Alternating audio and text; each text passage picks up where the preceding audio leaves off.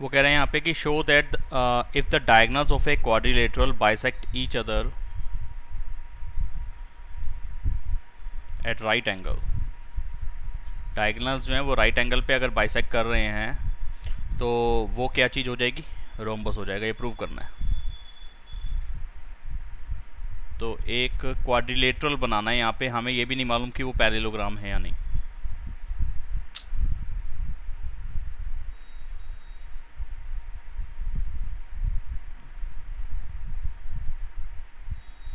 मैं ऐसे ही बना देता हूँ ये, ठीक है।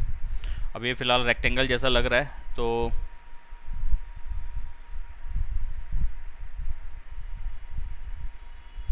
हाँ ठीक है बेटा, 24 को एग्ज़ाम है आपका, खुशी।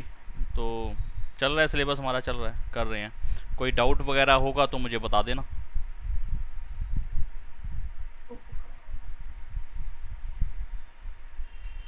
एक क्वाड्रिलेटरल बनाया मैंने ABCD, और इसके डायगोनल्स बना लेते हैं।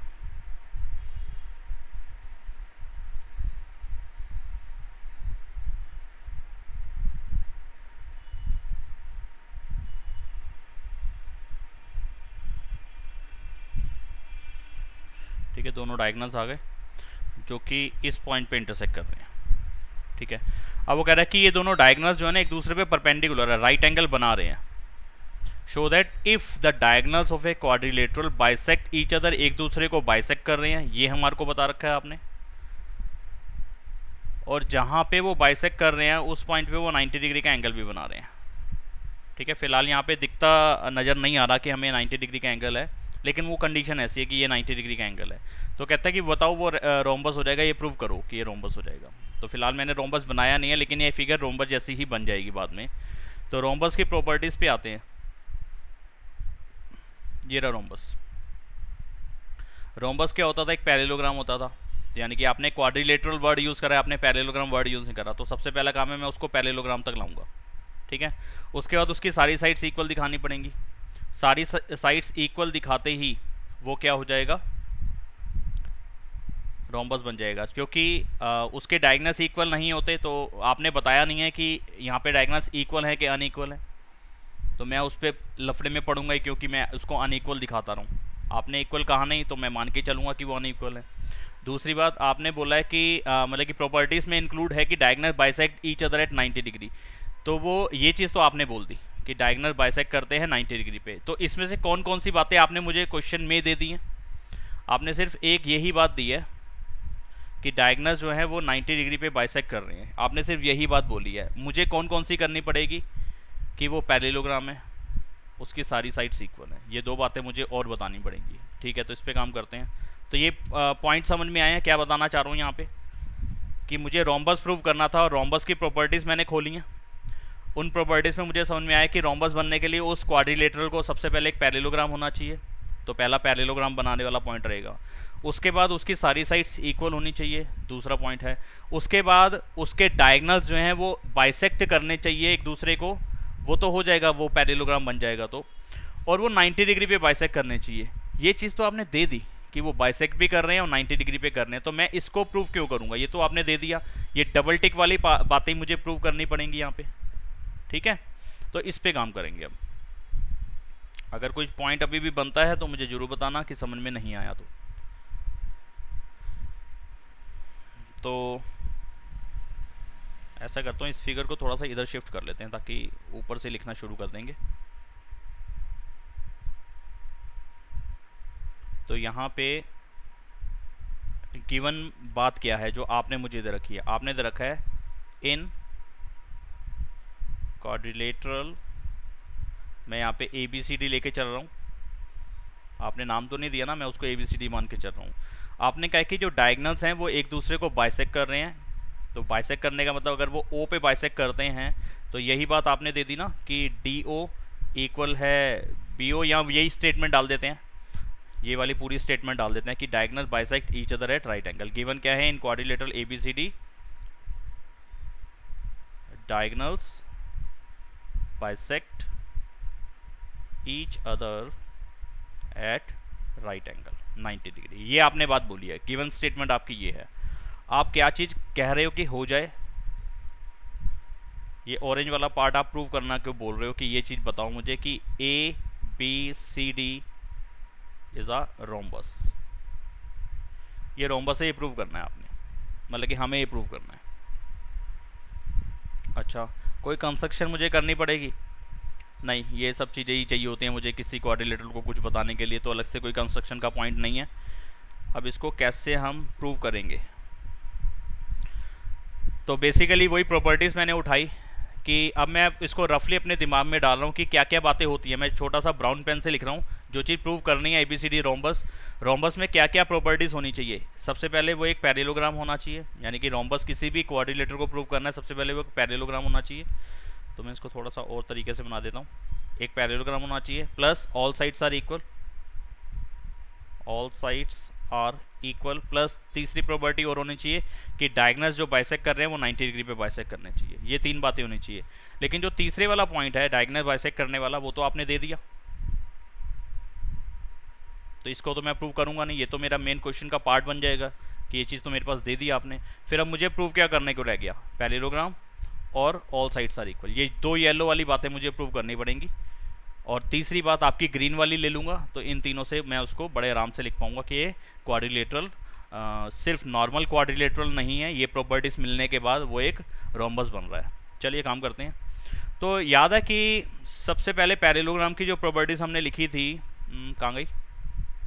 ये रही, ये 5 या 6 प्रॉपर्टीज़ शायद मैंने इसकी लिखवाई थी। हाँ, 6 प्रॉपर्टीज़ लिखवाई थी। इसमें एक प्रॉपर्टी थी 4th नंबर वाली, देखो क्या है, diagonal bisect each other, diagonals एक दूसरे को बाइसेक्ट करते हैं। तो इसी प्रॉपर्टी का यूज़ करके मैं उस नॉर्मल क्वाड्रिलेटरल को पैरेललोग्राम बोल सकता हूँ कि अगर एक क्वाड्रिलेटरल के अंदर इनमें से कोई सी भी एक प्रॉपर्टी लग जाए, कोई सी भी एक प्रॉपर्टी लग जाए, तो वो पैरेललोग्राम सबसे पहले बन जाएगा। अगर मैं कहीं आपको ये बोल दूँ कि जैसे पहली property opposite sides are equal, ठीक है, एक पैरेललोग्राम के अंदर अपोजिट साइड्स इक्वल होती हैं, ठीक है, और अगर मैं कहूं कि एक क्वाड्रिलेटरल ऐसा है जिसकी अपोजिट साइड्स इक्वल है, तो इसका मतलब वो एक पैरेललोग्राम है। एक ऐसा क्वाड्रिलेटरल, सेकंड प्रॉपर्टी का यूज कर रहा हूं, एक ऐसा क्वाड्रिलेटरल जहां पे अपोजिट साइड्स आर पैरेलल, आमने सामने की साइड्स कभी भी नहीं कट रही, तो वो भी एक पैरेललोग्राम है। सेकंड प्रॉपर्टी का यूज करके भी मैं उसको पैरेललोग्राम बोल सकता हूं। अगर मैं किसी क्वाड्रिलेटरल के अंदर, जैसे कि मैं बोलूं कि एक पैरेललोग्राम है, तो क्या होगा? आप कहेंगे जी उसके अपोजिट एंगल्स इक्वल होंगे, आमने सामने वाले जो एंगल्स हैं ना वो इक्वल होंगे, इक्वल वैल्यूज के होंगे, ठीक है। और ऐसा ही मैं क्वाड्रिलेटरल बनाऊं जिसके आमने सामने के एंगल्स इक्वल हों, तो आप कहेंगे जी वो पैरेललोग्राम है, ठीक है। तो इनमें से कोई सी भी एक प्रॉपर्टी अगर किसी क्वाड्रिलेटरल में लगती होगी तो वो नॉर्मल क्वाड्रिलेटरल नहीं रहेगा, वो सलमान खान बनना शुरू हो चुका है, ठीक है। यानी कि एक नॉर्मल आदमी जब अच्छा गाना गाने लग जाएगा तो क्या होगा? वो सिंगर बनना शुरू हो रहा है, यानी कि वो सिंगर बन सकता है, वो चाहे तो सिंगिंग कर सकता है और सिंगर बन सकता है, यानी कि समझ रहे हैं आप को क्या कहना चाहता हूँ। और अगर वो मेरे जैसा होगा, वो बाथरूम सिंगर जिसको बोलते हैं कि वो सिर्फ अपने बाथरूम में जाके गाना गा सकते हैं, लोगों के बीच में नहीं गा सकते, मतलब कि वहाँ पे उनकी आवाज़ फटी हुई सी लगेगी, तो वो सिंगर नहीं बन सकते। तो समझ रहे हो क्या बताना चाह रहा हूँ? कि अगर मैं कहूँ कि एक सिंगर है तो इसका मतलब है वो गाना गा सकता है। अगर मैं कोई बंदा गाना गाता है तो इसका मतलब वो एक सिंगर है। बात समझ में आ रही है क्या बोल रहा हूँ? yes. ऐसे ही एक क्वाड्रिलेटरल है तो उसके अंदर ये 6 बातें होंगी, और इन 6 बातों में से कोई सी भी एक बात उसके अंदर आ रही है तो वो क्वाड्रिलेटरल एक पैरेललोग्राम हो जाएगा। इसी बात का मैं यूज और फायदा उठा रहा हूं नीचे। आपने बोला, हाँ बोलो सर। सिर्फ एक चीज से तो नहीं हो सकता कि जैसे मान लो सिर्फ हमें गिवन है कि A B equals to C D हो जाएगा। ए बी नहीं, एक से नहीं, पूरा, मैंने क्या कहा, पूरी प्रॉपर्टी उठनी चाहिए पूरी वाली। अपोजिट साइड्स आर इक्वल, दोनों पेयर आने चाहिए। हाँ, दोनों ही मैं कह रहा हूँ, दोनों ही लेने हैं। सेकंड प्रॉपर्टी में सिर्फ ये वाला पॉइंट लेके नहीं करेंगे, ये और ये दोनों लेना है पूरा। सर और एक ये भी हो सकता है ना, वो आगे आएगा, one pair of opposite sides equal and parallel, वो आगे आएगा मैं बताऊंगा, उस टाइम ही बताऊंगा जब आएगा क्वेश्चन, अभी नहीं। तो यहाँ पे वो बात जो चितेश का क्वेश्चन था वो समझ में आना चाहिए आपको। पूरी प्रॉपर्टी उठनी है, पूरी पहली प्रॉपर्टी अगर उठा रहे हो, अपोजिट साइड्स आर इक्वल, दोनों पेयर इक्वल होने चाहिए। अगर आप एक क्वाड्रिलेटरल ऐसा बना दो, इसके अंदर आप कहो कि ये वाली साइड और ये वाली साइड तो इक्वल है, ये वाली और ये वाली इक्वल नहीं है, तो फिर पैरेललोग्राम नहीं है वो। दोनों पेयर इक्वल होने चाहिए, यानी कि प्रॉपर्टी क्या है, पहली property opposite sides are equal. कौन सी अपोजिट साइड, दोनों पेयर, दो पेयर बनते हैं, एक ये वाला और ये वाला अपोजिट पेयर, और एक ये वाला और ये वाला अपोजिट पेयर। तो ये और ये इक्वल होना चाहिए, ये और ये इक्वल होना चाहिए, ये और ये पैरेलल होना चाहिए, ये और ये पैरेलल होना चाहिए, तभी होगा पैरेललोग्राम। एक नहीं कि ये और ये इक्वल बता दिया हो गया पैरेललोग्राम, नहीं, ये वाला बताया है, ये वाला और ये वाला, अगर ये और ये इक्वल है, ये और ये इक्वल है तो ही होगा। दोनों पेयर, यहां पे दोनों पेयर की बात हो रही है, फर्स्ट प्रॉपर्टी में दोनों पेयर, सेकंड प्रॉपर्टी में दोनों पेयर, थर्ड प्रॉपर्टी एंगल वाली, दोनों अपोजिट एंगल, दो पेयर बन रहे हैं यहाँ पे अपोजिट एंगल्स के। सम ऑफ एडजेसेंट एंगल इज 180, तो यहाँ पे चार पेयर बनते हैं एडजेसेंट के, कोई से तीन हो जाएंगे तो चौथा अपने आप बन जाता है। तो आप चारों को लेके चलना है, चारों को लेके चलो, नहीं तो कि कोई से तीन ले लोगे तो चौथा अपने आप लास्ट में बन जाता है। और दो कॉन्ग्रुएंट ट्राइंगल्स अगर बनते हैं तो फिर यहाँ पे तो एक ही पेयर बनेगा। तो ये वाला और ये वाले में तो आप पूरा पूरा लेके चलो, जितना लिखवाया मैंने वो पूरा का पूरा होना चाहिए, एक प्रॉपर्टी पूरी की पूरी लगनी चाहिए क्वाड्रिलेटरल के अंदर। है कोई डाउट है अभी तो बताओ, नहीं तो मैं लिखूं क्वेश्चन। हाँ, तो यहाँ पे लिखूंगा मैं प्रूफ के अंदर इन क्वाड्रिलेटरल, अभी मैं सिर्फ क्वाड्रिलेटरल वर्ड यूज कर रहा हूँ, पैरेललोग्राम नहीं, क्योंकि अभी तक मेरे को नहीं मालूम वो पैरेललोग्राम है। अब मैं बताने जा रहा हूँ, पहला येलो वाला पार्ट प्रूव करने जा रहा हूँ। In quadrilateral A B C D diagonals bisect each other. ठीक है, ये बात आपने दे रखी है कि डायगोनल बाइसेक्ट करते हैं, therefore A B C D is a parallelogram. कि अगर डायगोनल्स एक दूसरे को बाइसेक्ट कर रहे हैं, सिर्फ बाइसेक्ट कर रहे हैं, 90 डिग्री पे बाइसेक्ट करें ना करें, नॉर्मल बाइसेक्ट भी कर रहे हैं अगर, तो वो एक पैरेललोग्राम हो जाएगा। ठीक है, तो यहाँ पे इसका मतलब ये हो गया, जो गिवन पार्ट में मैं इंक्लूड कर सकता हूँ कि एंगल 1 की जो वैल्यू है ना वो 90 डिग्री है, एक तरीके से ये मालूम है हमें। तो मेरे को इस पूरी प्रॉपर्टी को उठाने की जरूरत नहीं थी, सिर्फ ग्रीन वाले पार्ट का सिर्फ डायगोनल बाइसेक्ट ईच अदर वाला पार्ट उठा लिया मैंने, तो सिर्फ उससे ही मैं इसको एक पैरेललोग्राम लिख सकता हूँ। ठीक है, और अगर टीचर कहे नहीं मेरे को शांति नहीं मिल रही इतना सा लिखवाने से, हमारे स्कूल में प्रूव करवाया। हाँ मेरे को मालूम था, मैं आने वाला था उस पॉइंट पे, लेकिन आप दिखा दो ना अपने बुक का, मैं अभी लास्ट में दिखाऊंगा कि सिर्फ इतना सा लिखने से हमारा काम बनता है, क्योंकि ये एक थ्योरम है, ये एक थ्योरम है, नॉर्मल प्रॉपर्टी नहीं है सिर्फ कि भाई इतने कहने मात्र से कि किसी ने इसको आगे काम चला लिया इस पर, नहीं, पूरी प्रॉपर एक थ्योरम है ना ये। तो थ्योरम तो भैया हर बात हर जगह एप्लीकेबल है ना, उसको कैसे हम डिनाई कर सकते हैं उस बात को कि भाई ये नहीं होगा, इसको प्रूव करके दिखाना पड़ेगा। तो फिर सारी थ्योरम्स को ही बताता रह जाऊंगा मैं। तो टीचर्स यहाँ पे पंगा उठाते हैं, अगर उठाएं तो उसके लिए क्या करना होगा, ये आमने सामने वाले कोई से भी दो ट्राइंगल आपको दोनों पेयर बार बार कॉन्ग्रुएंट करके दिखाने पड़ेंगे। यानी कि देखो कौन सा, एक तो ये ग्रीन वाला ट्राइंगल, अगर इतनी प्रॉपर्टी से टीचर सेटिस्फाइड ना हो तो ये काम आपको फिर करना पड़ेगा, इसमें मैं फिर कुछ नहीं कर सकता हूँ, क्योंकि पेपर मैंने नहीं चेक करना ना, या फिर बोर्ड के किसी एक बंदे ने, बोर्ड के हिसाब से ये रीज़न वैलिड है, इतना चलता है। अब वो स्कूल पे डिपेंड करता है कि वहाँ पे टीचर कैसा पंगा डाल रहे हैं।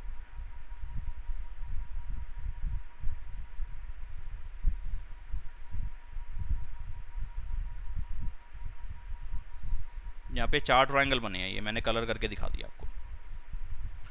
ये अपोजिट ट्रायंगल्स को कॉन्ग्रुएंट करके दिखाना पड़ेगा हमें। ये दोनों अपोजिट ट्रायंगल्स कैसे कॉन्ग्रुएंट हो रहे हैं, बड़े आराम से हो रहे हैं। देखो आप, सिंगल सिंगल कट वाली साइड्स येलो में भी आ रही है और ग्रीन में भी आ रही है। ग्रीन और येलो में डबल कट सिंगल कट वाली लाइंस आ रही हैं, तो दो दो साइड्स दोनों ट्रायंगल की इक्वल हो गई।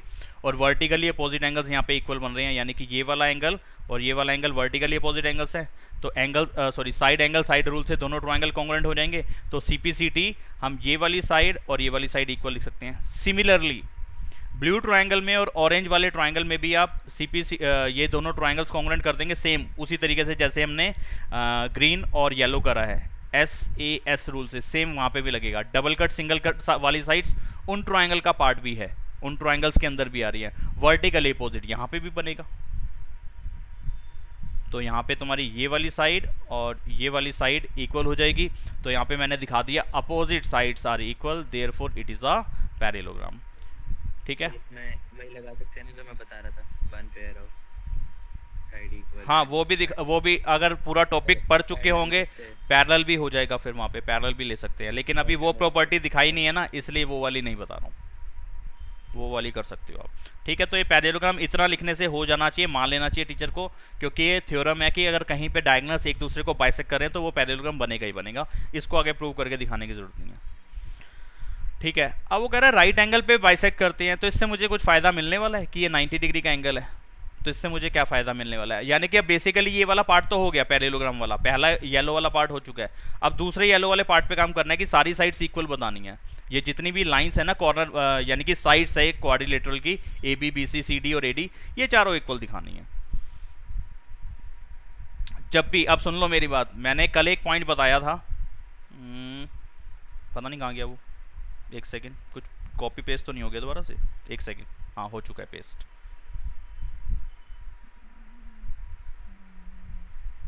एक सेकेंड। यहाँ पे मैंने कहा था ये कॉर्नर वाले जब भी एंगल्स इक्वल दिखाने होंगे तो एडजेसेंट बड़े ट्रायंगल्स को कॉन्ग्रुएंट करना होगा जहाँ पे कुछ पार्ट ओवरलैप कर रहा होगा, जैसे कि यहाँ पे कर रहा था, ये 90 का ये वाला दिखाना था, ये वाला दिखाना था, तो कुछ एक बातें आपको ध्यान रख के चलनी होगी कि जब कॉर्नर वाले एंगल्स 90 के दिखाने हैं तो इस टाइप के ट्रायंगल को हमें कॉन्ग्रुएंट करना पड़ता है, ये वाला और ये वाला। ये मैंने लास्ट क्लास में दिखाया था, लास्ट क्लास तो हमारी खराब हो गई थी। और अब यहाँ पे जब भी हमें सारी साइड्स इक्वल दिखानी है, जब भी मुझे सारी साइड्स इक्वल दिखानी है, तो यहाँ पे एक काम करना कि सबसे पहले तो उस क्वाड्रिलेटरल को पैरेललोग्राम बता देना, उससे क्या फायदा होगा अभी वो भी समझाता हूँ।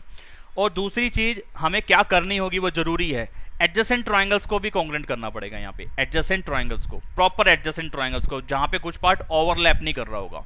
जैसे कि यहाँ पे 4 ट्रायंगल बन रहे हैं, आप किन्हीं भी 2 को उठा लो, लेकिन वो साथ वाले होने चाहिए, सामने आमने वाले नहीं। अब सामने वाले उठाने वाला पंगा खत्म है, वो पैरेललोग्राम तक करना होता है। अब जब भी मुझे सारी साइड्स इक्वल बतानी है तो मुझे कहीं ना कहीं एडजेसेंट साइड्स को इक्वल बताना पड़ेगा। एडजेसेंट मतलब साथ साथ वाली साइड, जैसे कि आप फिगर में देखो तो AD की एडजेसेंट या तो AB बनेगी या फिर DC बनेगी। ठीक है, तो मतलब कि एक ट्रायंगल आप ले लो, अगर मान लो ये ब्लू वाला ट्रायंगल लेते हो तो ब्लू के साथ आप या तो ग्रीन वाला ले लो या फिर येलो वाला ले लो, ये सामने ऑरेंज वाला लेने का फायदा नहीं होगा।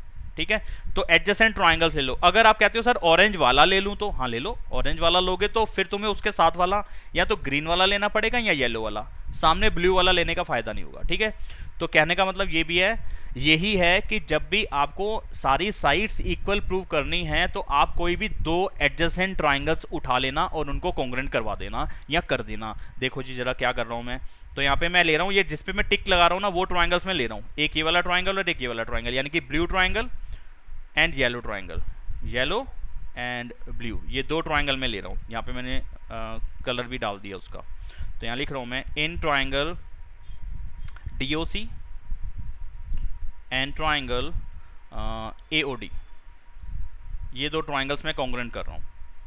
अब देखो टोटल फायदा मुझे क्या होगा, थोड़ा सा ना स्पेस बना लेता हूँ क्योंकि कुछ बातें मुझे ऊपर डालनी पड़ेंगी अभी, पहले कॉन्ग्रुएंट कर लेते हैं ताकि मुझे पार्ट कुछ दिख भी जाए। यहाँ पे लिख रहा हूँ कैसे कॉन्ग्रुएंट होंगे, देखो ये वाली side AO side OC side के इक्वल होगी, यस होगी। तो AO इसका पार्ट बन रहा है, AO इसका पार्ट बना और CO उसका पार्ट बना, AO और OC। ठीक है, क्यों? क्योंकि आपने बोला हुआ है ना डायगोनल्स एक दूसरे को बाइसेक्ट कर रहे हैं, तो बाइसेक्ट करने का मतलब यही होता है कि समझ में आ रहा है ना, सिंगल कट वाला पार्ट इक्वल है, क्वेश्चन में गिवन है, तो यहाँ तो मैं गिवन डाल दूँ, इतनी सी बात से चलेगा। अगर इतने में भी टीचर सेटिस्फाइड नहीं होते तो आप प्रॉपर डाल सकते हैं कि डायगोनल बाइसेक्ट कर रहे थे ना, तो बाइसेक्ट करने वाला पार्ट आ गया यहाँ पे। ठीक है, दूसरी चीज़ DO साइड देखो दोनों के अंदर आ रही है। ठीक है जी, DO इसमें भी आ रही है और DO इसमें भी आ रही है, ये कॉमन साइड है। ठीक है जी, अब यहाँ देखो, अगर आप ध्यान दो तो मैं इस पर उसको इरेज नहीं कर रहा, वहाँ पे कोई पार्ट इरेज नहीं कर रहा क्योंकि सारा कुछ ही कलर वगैरह सब चले जाएंगे। कुछ ऐसे बना हुआ था, यहाँ दोबारा से बना के दिखा रहा हूँ।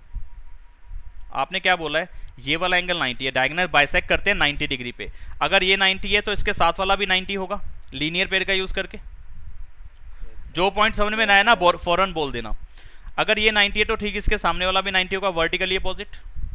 ठीक है, और ऐसे ही या तो इसके साथ वाला लीनियर पेयर का यूज कर लो या इसका वर्टिकली अपोजिट ये वाला होगा, तो ये सारे 90 नहीं होंगे ये वाले, सारे 90 होंगे। तो अगर मैं यहाँ पे नंबर 1 डालूं और इस जहाँ पे ओ डाला हुआ है यहाँ पे नंबर 2 डाला हो, ठीक है, ये वाला एंगल 2 है और ये वाला एंगल 1 है, तो 1 वाला और 2 वाला एंगल दोनों 90 नहीं है, क्योंकि आपने दे रखा है कि डायगोनल्स जहाँ पे बाइसेक्ट करें वो 90 डिग्री है। और अगर दो डायगोनल्स एक ही जगह पे बाइसेक्ट करेंगे ना, मतलब कि दो डायगोनल बाइसेक्ट करेंगे तो इंटरसेक्टिंग पॉइंट एक ही होगा, और उस इंटरसेक्टिंग पॉइंट से हर तरफ उस वर्टेक्स पे हर तरफ 90 डिग्री का एंगल बन रहा है हर ट्रायंगल के लिए, ठीक है। तो यहाँ पे मैं ऐसे लिख देता हूँ कि इस ट्रायंगल में तो आ रहा है 2 और उसमें आ रहा है 1,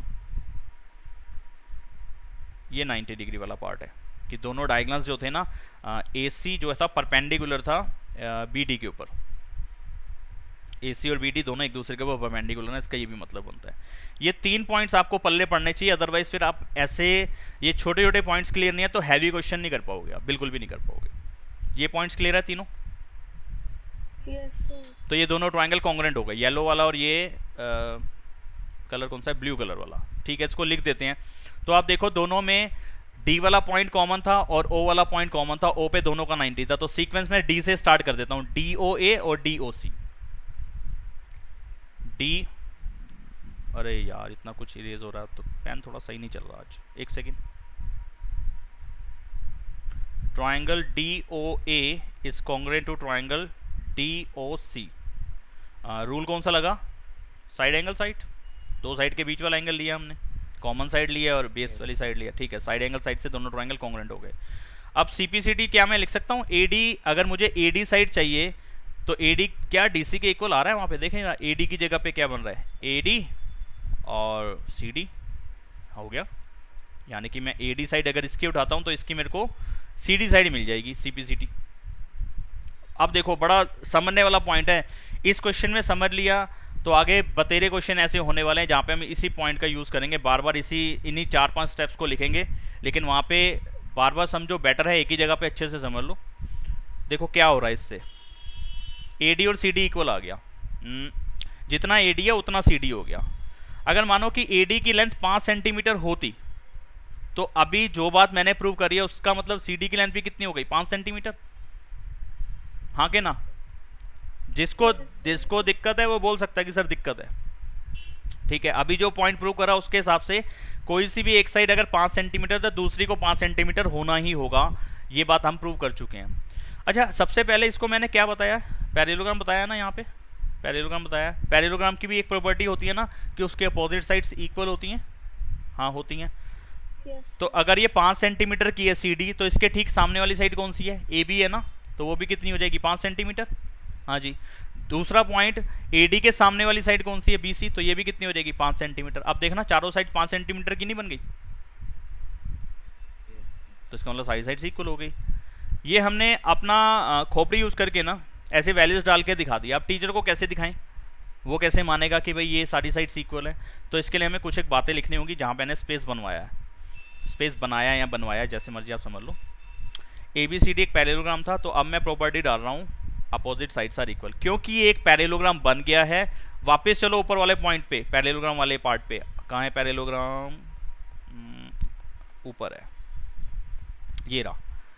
अगर मैं कोई भी एक प्रॉपर्टी से इसको पैरेललोग्राम बना दूं तो बची हुई 5 प्रॉपर्टीज इसका पार्ट बन जाएंगी। बात तो समझ में आती ही होगी आपको कि मैं कहूँ ये पैरेललोग्राम है तो ये 6 की 6 प्रॉपर्टीज उसमें लगेंगी, यानी कि 6 वैल्यूज इस पे लगेंगी। वैल्यूज बोल लो, प्रॉपर्टी बोल लो, प्रॉपर्टी बोलोगे ज़्यादा अच्छा है कि अगर ये क्वाड्रिलेटरल एक पैरेललोग्राम बन गया तो 6 प्रॉपर्टीज इसका पार्ट है। अब मैं कह रहा हूँ कि ये नंबर 2 वाली प्रॉपर्टी का यूज करके मानो मैं इसको पैरेललोग्राम बनाता हूँ। मैंने कहा कि अपोजिट साइड्स आर इक्वल, ये और ये इक्वल, ये और ये इक्वल, तो आप कहेंगे जी ये पैरेललोग्राम बन गया। क्या अब आप ये नहीं कहोगे कि ये और ये साइड पैरेलल है, ये और ये साइड पैरेलल है, अपोजिट साइड्स आर पैरेलल? हाँ जी हाँ, कह सकते हैं आप, लेकिन ये दिया तो नहीं हुआ था, दिया तो हुआ था अपोजिट साइड्स आर इक्वल। आप कहोगे जी अपोजिट साइड्स आर इक्वल इसलिए पैरेललोग्राम बन गया। अगर ये पैरेललोग्राम बन गया तो बची हुई 5 प्रॉपर्टीज इसका हिस्सा हो जाएंगी। बात समझ रहे हो ना? सभी को समझ में आ रही है बात?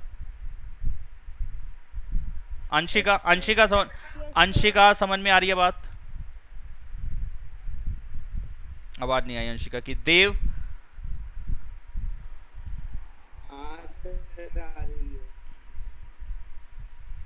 तो ये मैंने बताया यहाँ पे पैरेललोग्राम है, किस प्रॉपर्टी का यूज करके? डायगोनल बाइसेक्ट करने वाली प्रॉपर्टी वाला पार्ट उठाया था मैंने। तो यानी कि बाकी बची हुई 5 प्रॉपर्टीज भी इसका हिस्सा होंगी। मुझे क्या पांचों की जरूरत है? जी नहीं, मुझे सिर्फ एक की जरूरत है, अपोजिट साइड्स आर इक्वल की। तो मैं इसके बाद लिख दूंगा A B is equal to C D and therefore यहाँ इट इम्प्लाइज, जैसे मर्जी जोन सा मर्जी साइन आप यूज कर सकते हैं इसके बाद, और A D is equal to B सी।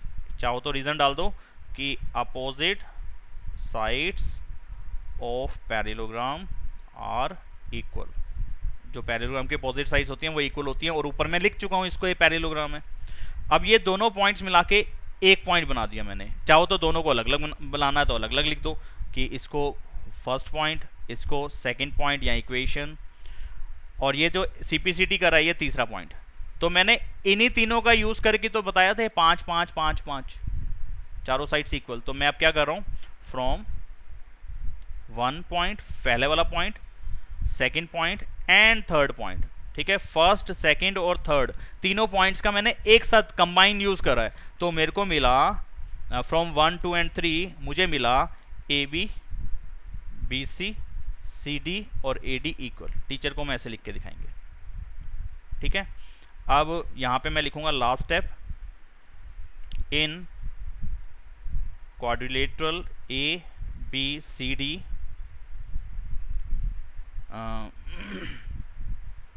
यहाँ इन क्वाड्रिलेटरल लिखवाऊं या पैरेललोग्राम लिखवा दूं? पैरेललोग्राम लिखवा दूं तो ज्यादा। क्वाड्रिलेटरल एबीसीडी में अब मैं कहूंगा in quadrilateral ABCD, ABCD is a parallelogram, तो ये थोड़ा सा अटपटा सा लगेगा। इन पैरेललोग्राम एबीसीडी लिखवाता हूं क्योंकि मैं पैरेललोग्राम इसको बता चुका हूं। In parallelogram ABCD all sides are equal. अब किसी भी पैरेललोग्राम के अंदर अगर सारी साइड्स इक्वल होंगी तो सबसे पहले वो स्क्वायर नहीं बन जाएगा। कहीं आप कहेंगे सारी साइड्स तो जी स्क्वायर की इक्वल होती है, नहीं, स्क्वायर के अंदर तो बहुत सारी खासियतें होती हैं। अगर सिर्फ मैं कहता हूं एक क्वाड्रिलेटरल जिसकी 4 साइड्स इक्वल है तो सिर्फ और सिर्फ वो रोम्बस ही हो सकता है। 4 साइड्स इक्वल, चारों एंगल इक्वल, तो फिर वो बनेगा स्क्वायर, ठीक है। तो मैं चारों एंगल तो इक्वल नहीं दिखा पा रहा, ना मेरे को अभी कहीं जरूरत ऐसी लगी, ना आपने कहीं कहा था ऐसा कुछ दिया हुआ है, यहाँ आपने कहा नहीं कि करके दिखाओ, तो मैं पंगे में पड़ ही नहीं रहा ना, मैं कर भी नहीं सकता इसको क्योंकि है ही नहीं है। तो all sides are equal, therefore it is a rhombus. ये क्या है? रोम्बस। एक पैरेललोग्राम एबीसीडी के अंदर मैंने दिखा दिया सारी साइड्स इक्वल हैं, तो वो क्या हो गया? एक रोम्बस हो गया। ये तरीका है इन क्वेश्चंस को लिखने का। भले टाइम लगा लेकिन आपके भेजे में आ गया होगा मेरे हिसाब से। बताओ आया है नहीं आया? सर आ गया। नहीं आया? कोई बोला शायद नहीं आया।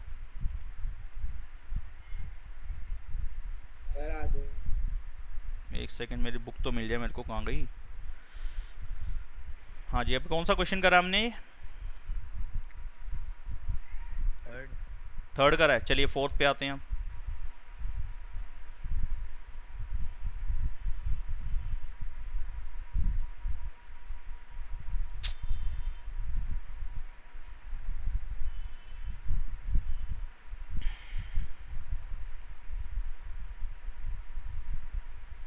हाँ जी, show that the diagonals of a square are equal. अब स्क्वायर दे दिया, अब वो कहता है कि शो करो कि इसके डायगोनल्स जो हैं इक्वल हैं और बाइसेक्ट करते हैं एक दूसरे को राइट एंगल पे। अच्छा जी, तो स्क्वायर जैसी हम फिगर बना के चलते हैं क्योंकि आपने स्क्वायर तो बोल ही दिया, वो है,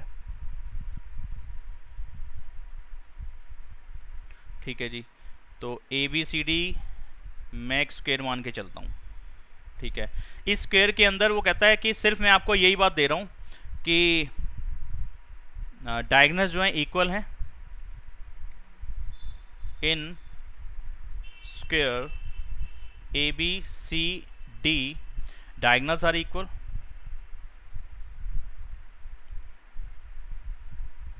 यानी कि डायगोनल्स कौन से होते हैं? ए सी और बी डी, ये आपने इक्वल दे दिया, ठीक है। और सेकंड पॉइंट आपने दिया, एक पॉइंट तो ये दे दिया, एक पॉइंट आपने ये दे दिया कि डायगोनल्स जो है बाइसेक्ट कर रहे हैं एक दूसरे को 90 डिग्री पे। अच्छा जी, डायगोनल्स बाइसेक्ट ईच में टी एच कहाँ से आ गया?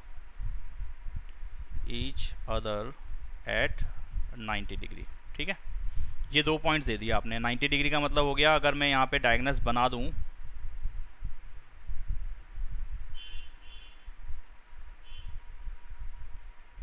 तो एक तो डायगोनल्स इक्वल है और डायगोनल्स एक दूसरे को बाइसेक्ट कर रहे हैं और 90 डिग्री पे बाइसेक्ट कर रहे हैं, यानी कि ये एंगल 1 90 आपने दे दिया। इसका मतलब ऐसे ही आप लिख सकते हैं कि एंगल 1 जो है 90 डिग्री है और बाइसेक्ट करने वाला पॉइंट की ये तो आपको समझ में आता है कि A O is equal to O C, B O is equal to O D, A O is equal to O C and B O is equal to O D. ये सारी बातें आपने दे रखी हैं, ठीक है।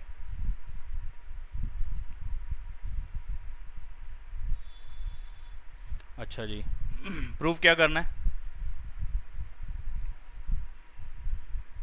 नहीं गलत पड़ गया मैं, सारा कुछ ही मैं गलत, सारा कुछ एक वेट मैं सारा कुछ ही गलत पड़ गया हूँ। Show that the diagonals of a square are equal and bisect each other. तो ये सब चीज़ें हमें प्रूव करनी है, ये जो मैंने लिख दिया है ना ये प्रूव करना है। टू प्रूव में डाल देता हूँ ये, क्योंकि मैंने ध्यान नहीं दिया, शो करने को कह रहा है, मैं पता नहीं कहाँ पे दिमाग था मेरा और मैंने कैसे इसको ऐसे समझ लिया कि स्क्वायर के डायगोनल्स बाइसेक्ट कर रहे हैं 90 डिग्री पे और इक्वल है, हमें प्रूव करना है, ये प्रूव करना है। ये टू प्रूफ में डालो, हमें सिर्फ इतना मालूम है, ये चीज़ नहीं आएगी यहाँ पे टू प्रूफ में, ये हमें प्रूव करना है। गलत पड़ गया सारा कुछ यार। तो गिवन यहीं पे लिख पाऊंगा मैं, छोटा सा ही वैसे भी गिवन है कि A B C D is a square, ये एक स्क्वायर है, ये गिवन है। ऊपर येलो वाला पार्ट सिर्फ गिवन है और ये बाकी जो कुछ बच गया जिसको मैं थोड़ा सा ग्रीन वाला कर देता हूँ, ग्रीन पार्ट, ये सारा प्रूव करना है। गलत पड़ गया था मैं, चलो कोई नहीं, लिखना तो पड़ना ही था इसको, फिर भी ये चीज़ हमें प्रूव करनी है, ग्रीन वाला पार्ट। चलिए इसको करते हैं। अब चलो वापस चलो ऊपर, चलो रे चलो स्क्वायर के पास चलो। स्क्वायर को सबसे पहले क्या होना चाहिए? पैरेललोग्राम होना चाहिए। अगर आपने स्क्वायर दे दिया तो स्क्वायर की कुछ एक प्रॉपर्टीज, तो इसका मतलब आप दे के चल रहे हो ना, जोन सी नहीं दी, जोन सी आप प्रूव करने को कह रहे हो वो ही नहीं दी, बाकी सब कुछ दे दिया। यानी कि आपने कहा कि सर इसमें 90 डिग्री ले सकते हैं ना? हाँ मतलब हाँ प्रूव करने के लिए। हाँ हाँ देखो यहाँ पे आपको क्या चीज प्रूव करनी है, वापस उसी ग्रीन वाले पार्ट पे जाओ। Diagonals are equal, diagonals are equal, ये वाला पार्ट आ गया, ये मुझे प्रूव करना है उस जगह पे। Diagonal bisect each other at 90 degree, ये वाला बात मुझे प्रूव करनी है। तो ये दोनों बातें प्रूव करनी है। आपने बोला है ना कि वो एक स्क्वायर है, तो स्क्वायर में ये सारी प्रॉपर्टीज होती हैं। दो प्रॉपर्टीज आपने लास्ट वाली जो दो है वो प्रूव करने को बोली हैं, तो इसका मतलब जो बच गई वो सारी आपने दे दी मुझे। ये वाली प्रॉपर्टी दे दी, पैरेललोग्राम है वो, ठीक है जी, पैरेललोग्राम है, ये मान के मैं चलूंगा उसको। ऑल एंगल्स आर 90 डिग्री, ये मैं मान के चलूंगा उसको। ऑल साइड्स आर इक्वल, ये भी मुझे मान के चलना पड़ेगा, क्योंकि स्क्वायर फिर क्या है, फिर अगर आप सारी प्रॉपर्टीज उसे छीन लोगे तो फिर मैं करूंगा काम किस पे, ठीक है ना। तो आप ये मत करना कि सर अब फिर क्या करना है इस क्वेश्चन में, बड़ा बेहद आसान है। सिर्फ प्रॉपर्टीज दिमाग में रखनी है सारी कि किन किन बातों को मिला के वो एक स्क्वायर बनेगा। मैंने प्रॉपर्टीज में लिखवाई रखा है कि किन किन बातों को मिला के वो स्क्वायर बनता है, ठीक है। आपने वो वाली शीट खोली, फिर जो बातें प्रूव करने को बोला है वो तो करना पड़ेगा भाई। आपने कहा कि प्रूव करके दिखाओ, वो करेगा ये चीज। तो ये दो बॉक्सेस वाला पार्ट तो हमें प्रूव करना है कि diagonals are equal and diagonals bisect each other at right angle, ये दोनों बातें मुझे प्रूव करनी है। तो फिर कौन सी दे रखी होंगी? स्क्वायर तो बोला ही है ना, तो स्क्वायर की बची हुई 3 प्रॉपर्टीज ऊपर वाली उठा लूंगा। 3 मतलब कि पैरेललोग्राम के अंदर 6 प्रॉपर्टीज, तो वो आ गई पैरेललोग्राम वाली। ऑल एंगल्स आर 90, ये भी उठा के मैं चलूंगा। ऑल साइड्स आर इक्वल, ये भी मेरे को आपने दे दिया, ठीक है। तो ऊपर वाली ये 3 प्रॉपर्टीज मेरे को दे दी, नीचे वाली 2 प्रूव करनी है, ठीक है। तो ये दिमाग में रखना होगा आपको, ये ऐसे ही करने क्वेश्चन सॉल्व, प्रूव ऐसे ही कर पाओगे, अदरवाइज कर ही नहीं पाओगे इन पे काम। तो चलिए करते हैं शुरू। हाँ जी, तो मतलब कि मुझे एक तरीके से मालूम जो गिवन पार्ट है, जो येलो वाला पार्ट है, वो थोड़ा सा बढ़ जाएगा। यानी कि यहाँ पे ऑल साइड्स आर इक्वल, ये मेरे को दे दिया आपने, A B B C C D और ए डी, ये चारों साइड्स इक्वल है, ये आपने बता दिया। ये पैरेललोग्राम होगा ही होगा, ये स्क्वायर है तो पैरेललोग्राम की सारी प्रॉपर्टीज तो लगेंगी, वो अलग से दिखाने की जरूरत नहीं है। और ऑल एंगल्स आर 90, यानी कि एंगल ए बी सी और डी, ये चारों के चारों एंगल 90 डिग्री के, ये भी आपने दे दिया। ये भी येलो का ही पार्ट हो गया एक तरीके से, ठीक है। समझ में आया क्यों लिखा मैंने? ये वाला ग्रीन वाला पार्ट भी उसकी वैसे प्रॉपर्टीज में इंक्लूड है, लेकिन ये तो प्रूव करने को सरेआम बोल दिया ना आपने, तो मैं उसको मान के थोड़ा ना चल सकता हूँ कि ये चीज़ तो होती ही है। अब इस पर बहस नहीं करते रहेंगे अब। अब इसको करना शुरू कर देंगे। यानी कि चलिए किस पे काम मैं पहले कर सकता हूँ, डायगोनल्स आर इक्वल ले लूँ कि क्या करूँ?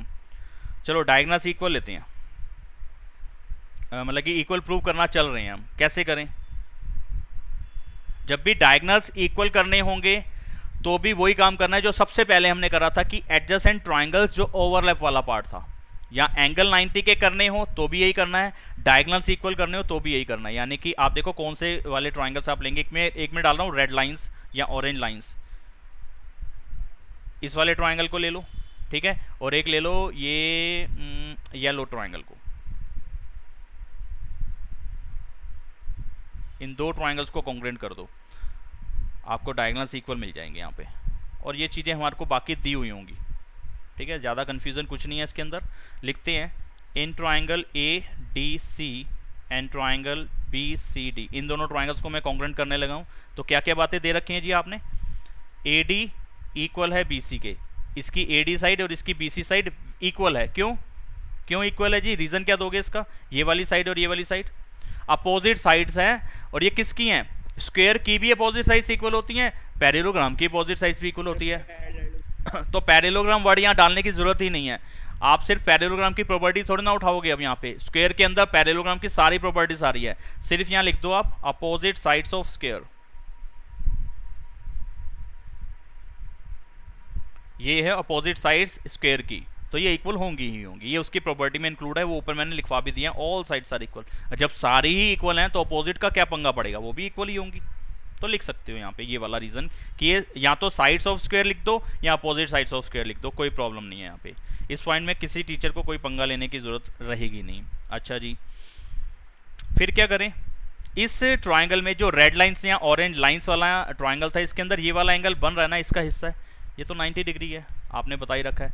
तो इस ट्राइंगल का एंगल डी और बी सी डी ट्राइंगल का जो येलो ट्राइंगल है उसका बी सी डी एंगल, ये वाला एंगल, ये दोनों 90 डिग्री के हैं। आपने बता ही रखा है कि सारे एंगल 90 के होते हैं यहाँ पे, यानी कि स्क्वायर की प्रॉपर्टी होती है, ये हमारे भेजे में हमें डालना होगा, ठीक है। अभी मैं दोबारा से फिर से एक्सप्लेन करूंगा इसको।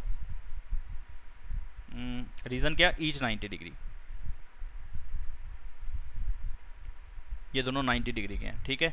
या ऐसे लिख सकते हैं कि angles of square, all angles of square are 90 degree, जैसे मन चाहे वैसे लिखो इसका रीज़न, कोई दिक्कत नहीं है। तीसरी बात, इसकी सी डी साइड और डी सी साइड या डी सी लाइन जो है वो दोनों के ट्राइंगल के अंदर आ रही है। ए डी सी के अंदर भी डी सी आ रहा है, बी सी डी के अंदर भी डी सी आ रहा है। इसको कैसे लिखें जिससे हमारा सीक्वेंस सही रहे? तो अगर मैं इसको डी सी लिखता हूँ तो 90 से स्टार्ट, सी पे एंड, तो उसका 90 कौन सा होगा? येलो वाले का सी, तो सी डी लिख देना चाहिए। अगर डी सी ही लिख के आओगे तो गलत नहीं होता, सिर्फ सीक्वेंस में हमें थोड़ा सोचना पड़ जाएगा लास्ट में, और कुछ नहीं है, लेकिन यहाँ पे नहीं पड़ेगा। कॉमन साइड या सिर्फ कॉमन वर्ड भी डाल सकते हो। अच्छा, इससे क्या हुआ जी? ये दोनों ट्राइंगल कॉन्ग्रुएंट हो गए। रूल साइड एंगल साइड, ठीक है जी। ट्राइंगल का नाम कैसे आना चाहिए, सीक्वेंस पता चल गया, A D C B C D.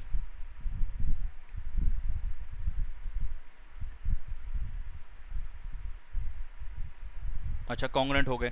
Congruent हो गए तो अब सीपीसीटी में डायगोनल्स वाला पार्ट नहीं लिख सकता। अगर मैं एसी लिखूं इसकी साइड, एसी इसका एक डायगोनल है तो उधर से क्या आएगा?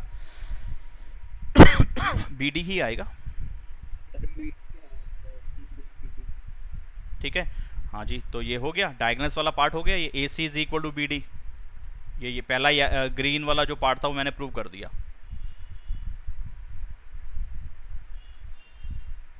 ठीक है। यहाँ तक पहुँच गए हम, ये वाला पार्ट हमने कर दिया प्रूव। अब लेना है डायगोनल्स जो है ना बाइसेक्ट कर रहे हैं एक दूसरे को 90 डिग्री पे। बाइसेक्ट तो करेंगे ही, क्यों करेंगे? ये स्क्वायर है, स्क्वायर एक सबसे पहले पैरेललोग्राम होता ही है, तो पैरेललोग्राम की तो सारी प्रॉपर्टीज लेके बैठा ही है, तो डायगोनल्स तो बाइसेक्ट करेंगे, ठीक है। तो as A B C D is a square, आपने क्वेश्चन में बोला है therefore diagonals bisect each other. कम से कम ये बाइसेक्ट तो करेंगे ना, क्योंकि वो घूम फिर के एक पैरेललोग्राम बन जाएगा। मतलब कि स्क्वायर एक पैरेललोग्राम तो पहले था, तभी वो स्क्वायर बना होगा, तो पैरेललोग्राम वाली सारी प्रॉपर्टीज तो लेके बैठेगा ही, यानी कि उसके डायगोनल्स तो बाइसेक्ट करेंगे ही करेंगे, ठीक है जी। बाइसेक्ट करने वाला पार्ट हो गया, 90 डिग्री पे बाइसेक्ट करेंगे। 90 वाला पार्ट, ये वाला 90 बताना है। जब ये वाला 90 बताना है, देखो दो बातें अभी तक हमने या तीन बातें पढ़ी हैं, वो सारी बातें आपको दिमाग में रखनी होगी, कब कौन सा ट्रायंगल कॉन्ग्रुएंट करना है। रट्टा मारोगे तो नहीं होगा, प्रैक्टिस करोगे तो डेफिनेटली बातें याद रह जाएंगी, ठीक है। अब मैं भी मैथ्स पढ़ा रहा हूँ, सारी क्लासेस को पढ़ा रहा हूँ, तो बातें याद रह रही हैं। क्यों याद रह रही हैं? क्योंकि प्रैक्टिस है। प्रैक्टिस नहीं करेंगे हम लोग तो हमारा ब्रेन इतना कोई शार्प तो है नहीं कि भाई अगर मैं 4-5-6 महीने पढ़ाना छोड़ दूंगा तो डेफिनेटली कुछ ना कुछ गड़बड़ होनी शुरू हो जाएगी, मैं भी मैथ्स भूलना शुरू कर जाऊंगा। तो याद कैसे रह रही हैं सारी बातें? क्योंकि रेगुलर प्रैक्टिस है ना। तुम लोग को पढ़ा रहा हूँ, सिखा रहा हूँ, और क्लासेस को भी पढ़ा रहा हूँ। कितने चैप्टर मेरे को कराने पड़ते हैं, कितने टॉपिक, कितने पॉइंट्स हैं जो कि मुझे याद रखने पड़ेंगे। अगर मैं रट्टा मार के बैठा हूँ तो डेफिनेटली गलतियाँ करता जाऊँगा हर तरफ। क्यों याद है सारा कुछ, क्यों दिमाग में है? क्योंकि प्रैक्टिस चल रही है। आप लोग भी प्रैक्टिस करो। आपको तो सिर्फ अपनी 9th पढ़ दे तो 9th की प्रैक्टिस करनी है ना, और एक एक टर्म के अंदर 4-4, 5-5, 6-6 चैप्टर आने हैं मैक्सिमम। आधी बुक इस पार्ट में आ जाएगी, अगले पार्ट में आधी करनी पड़ेगी, मिला के पूरी आ जाएगी। चलो ठीक है, तो अपनी 9th की ही पढ़नी है ना, तो प्रैक्टिस करते रहो। प्रैक्टिस करोगे तो परफेक्ट होते जाओगे। तो क्या करना है? हाँ, मैं बता रहा था कि यहाँ पे अब 90 डिग्री वाला पार्ट कौन सा करना है, ये वाला डायगनल्स वाला। जब भी डायगनल्स वाला पार्ट यानी कि इंटरसेक्टिंग पॉइंट जो है दोनों डायगनल्स का, उसको 90 बताना है, या एडजेसेंट साइड्स को इक्वल बताना है, जो ठीक अभी इससे पहले किया था। जब भी एडजेसेंट साइड्स इक्वल बतानी है, जब भी वो डायगनल्स का इंटरसेक्टिंग पॉइंट 90 बताना है, दोनों ही पार्ट्स के अंदर आपको एडजेसेंट ट्राइंगल्स को कॉन्ग्रुएंट कर देना चाहिए। एडजेसेंट ट्राइंगल्स को कॉन्ग्रुएंट कर देना चाहिए। अब यहाँ पे एडजेसेंट ट्राइंगल्स को मैं कैसे कॉन्ग्रुएंट करूँ, जरा उस पे काम करते हैं। तो मैं ऐसा करता हूँ, इतनी जगह पे काम करता हूँ ताकि मुझे वो फिगर भी दिखती रहे और मैं समझा भी पाऊँ। हाँ जी, तो सबसे पहले देखो यहाँ कुछ एक बातें मुझे लिखनी पड़ेंगी। क्या आप ये जान चुके हैं AC is equal to BD? क्या आप जान चुके हो इस बात को? हाँ, जान चुके हैं। अभी प्रूव कर दिया इस बात को हमने नीचे यहाँ पे। AB और CD इक्वल है, ये रहा CPCT वाला पार्ट था। हाँ, क्या मैं अब ये लिख सकता हूँ कि इसका हाफ और इसका हाफ इक्वल होगा? अगर मैं AC का हाफ करूँ तो क्या ये हाफ ऑफ BD के इक्वल भी नहीं होगा? हाँ होगा। AC का हाफ क्या लिख सकता हूँ, देखना जरा। AC का हाफ AO भी लिख सकता हूँ और OC भी लिख सकता हूँ। यहाँ मैं थोड़ा सा आपको ब्राउन पेन से अलग से लिख के दिखा रहा हूँ कि AC का जो हाफ है ना, वो दो चीज़ें आ रही हैं, AO भी आ रहा है और OC भी आ रहा है, ये दोनों हाफ ऑफ AC हैं। अच्छा, ऐसे BD का हाफ क्या है? BO है और OD है, ये दोनों हाफ ऑफ BD है। अब मुझे किसकी जरूरत रहेगी, क्या लिखना चाहिए? आप लिख सब कुछ सकते हो, लेकिन यूज़ भी तो करना आना चाहिए ना, ठीक है। जैसे कि गेम्स के अंदर होता है, आपके पास बहुत सारे ऑप्शन होते हैं, जंप करने का होता है, मारने का होता है, लेटने का होता है, फिसलने का होता है। तो आपको अगर कोई गाड़ी आ रही है सामने तो आपको तब वहाँ पे फिसल के जाना है ना, तो आप घूंसा थोड़ी ना मारोगे उस टाइम। तो बटन घूंसे वाला दबा दोगे तो आप खुद ही लगेगी आपको, तो वहाँ पे आपको नीचे फिसल के जाना है, तो आप वो वाला बटन प्रेस करोगे जिससे आप फिसल के जाओ। तो यहाँ पे चीज़ें तो हो गई कि A और OC इक्वल है, हाफ ऑफ AC के इक्वल है, B और OD इक्वल है, हाफ ऑफ BD के इक्वल है। लेकिन कौन सी चीज़ यूज़ करूँ? सारी पेल दूँ? क्या काम बन जाएगा? नहीं। वहाँ पे चलते हैं ऊपर फिगर पे। आपको थोड़ा सा पॉइंट्स को ध्यान में रखना होगा कि जब भी मुझे ये वाले एंगल 90 डिग्री के बताने हैं तो दो एडजेसेंट ट्रायंगल उठाने हैं। अब पहले सोच लो कि कौन से एडजेसेंट ट्रायंगल उठाना चाहते हो, ये वाला और ये वाला लेना चाहते हो या और कोई लेना चाहते हो। तो ऐसा करता हूँ, मैं ले लेता हूँ एक ऊपर वाला वाइट ट्रायंगल, ये जिसपे मैं ब्लू डॉट डाल रहा हूँ, डॉट तो नहीं मतलब गोला डाल दिया मैंने काफ़ी मोटा। एक ये ले रहा हूँ और एक दूसरा ये वाला ले रहा हूँ, ठीक है, समझ गया आप। ये दो एडजेसेंट ट्रायंगल उठा रहा हूँ। आप किसी भी दो को उठा सकते हो, किसी भी दो को, एडजेसेंट होने चाहिए, आमने सामने के मत उठाना, ठीक है। तो इससे काम करते हैं। तो इस वाले जो ब्लू डॉट वाला ट्रायंगल था या ब्लू बॉल वाला ट्रायंगल था, समझ गए ना, गोले वाला, ब्लू गोले वाला जिसमें दो गोले डाले मैंने अभी, एक ब्लू और एक में ग्रीन दिख रहा है। तो ब्लू जिसमें गोला है उसके अंदर जो हाफ ऑफ AC आ रहा है,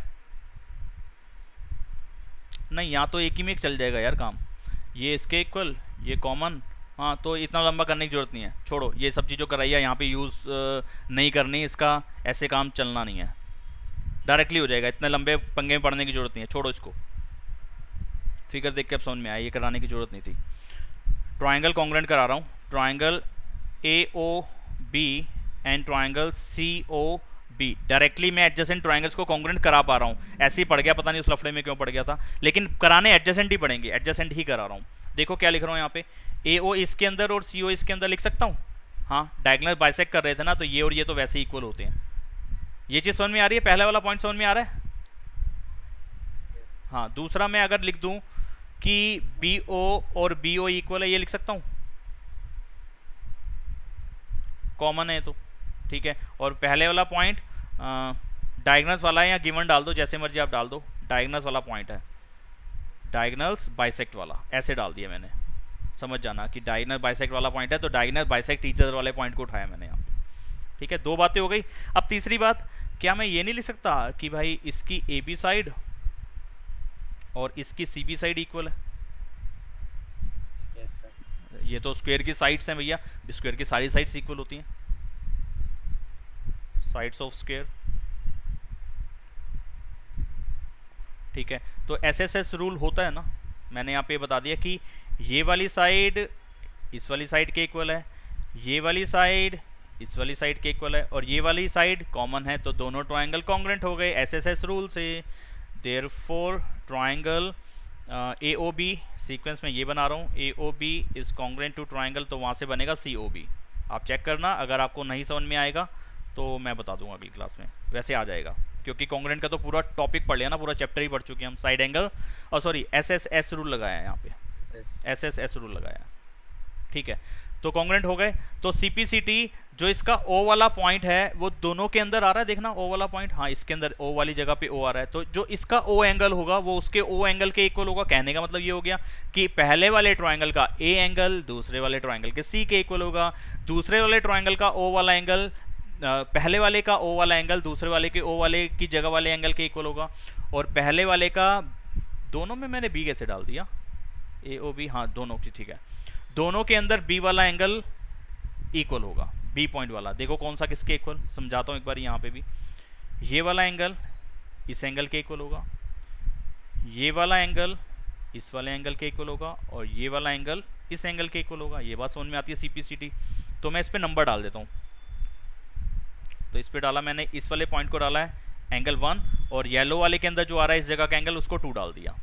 ठीक है, तो इसके अंदर आया एंगल 1 और इसके अंदर आया एंगल 2, ये दोनों सीपीसीटी इक्वल हो जाएंगे, corresponding parts of congruent triangle. ठीक है जी, अब ये 1 और 2 तो देखना है एक लाइन पे नहीं आ रहे, हाँ एक लाइन पे आ रहे हैं। किस लाइन पे आ रहे हैं? एसी, एसी एक डायगोनल है, तो यानी कि वो एक लाइन है। ठीक है, तो एंगल 1 और एंगल 2 दोनों का सम कितना होगा? 180 डिग्री। लीनियर पेयर वाला पार्ट यहाँ पे यूज कर लिया। दोनों बोथ एंगल्स आर इक्वल, 1 2 के इक्वल है, 1 की जगह 2 डाल दो या 2 की जगह 1 डाल दो, आपकी अपनी चॉइस है किसकी जगह पे क्या डालना है। तो मैं ऐसा करता हूँ, 1 को तो 1 रहने देता हूँ, 2 की जगह पे 1 डाल देता हूँ। ये क्यों लिखा आपको ये बात भी समझ में आती होगी, क्योंकि 1 2 के इक्वल है, रीज़न डालना है तो यहाँ ब्रैकेट में डाल दो कि 1 2 के इक्वल था, इसलिए मैंने 2 की जगह पे 1 लगा दिया। ट्वाइस ऑफ एंगल 1 180 के इक्वल आ गया, तो एंगल 1 की वैल्यू कितनी आ गई? 2 से डिवाइड करके 90, एंगल 190 आ गया। तो ये वाला पॉइंट हो गया प्रूव, ग्रीन का दूसरे वाला, कि diagonal bisect each other at 90 degree. Each एक दूसरे को बाइसेक्ट कर रहे हैं, ये तो यहाँ पे लिख दिया उसके लिए कि डायगोनल बाइसेक्ट करेंगे, क्योंकि स्क्वायर के डायगोनल बाइसेक्ट करते हैं क्योंकि वो एक पैरेललोग्राम होता है, लेकिन 90 डिग्री पे बाइसेक्ट करते हैं, उसके लिए हमें ये काम करना पड़ा। ठीक है, तो ऐसा करो, ये सीपीसीटी जो पहला ग्रीन वाला पार्ट है इसको डाल दो, 1 और 2 इक्वेशन डालिए कहीं पे मैंने नहीं, इसको फर्स्ट पॉइंट डाल दो, इसको सेकंड डाल दो, जो बाइसेक्ट ईच अदर वाला पॉइंट था इसको सेकंड डाल दिया, और इसको जो 90 डिग्री वाला था इसको 3 डाल दिया। तो फ्रॉम 1 2 एंड 3 मैं लिख सकता हूं कि in a square diagonals are equal and bisect each other at 90 degree.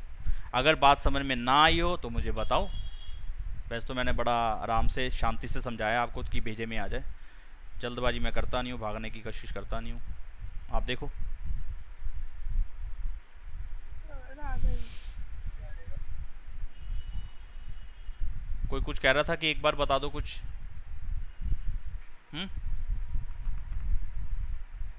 पानी भी खत्म है आज तो यार। चलो आगे बढ़ते हैं।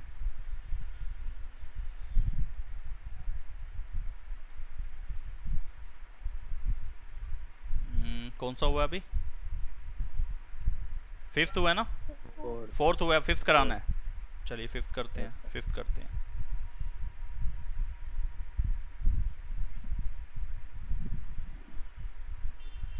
Show that if the diagonals of a quadrilateral are equal, show करना है इफ अगर diagonals of a quadrilateral are equal, diagonals जो है इक्वल हैं, बाइसेक्ट कर रहे हैं 90 डिग्री पे, यानी कि जो चीज़ अभी हमने प्रूव करी है वो चीज़ अब दे दी, जो चीज़ पहले दी हुई थी अब वो इक्वल प्रूव करनी है। यानी कि पहले वहाँ पे स्क्वायर दिया हुआ था, यहाँ पे कहता है स्क्वायर प्रूव करो, वहाँ पे दिया हुआ था स्क्वायर और यहाँ पे करना है स्क्वायर उसको प्रूव।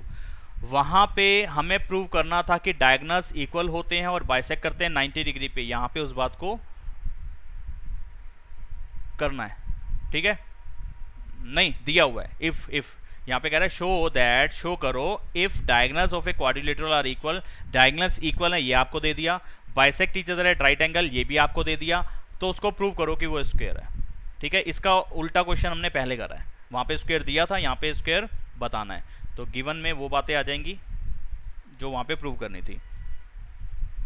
तो यहाँ पे लिखेंगे इन क्वाड्रिलेटरल, मैं ABCD नाम डाल रहा हूँ क्योंकि मैं बनाऊंगा ABCD ही।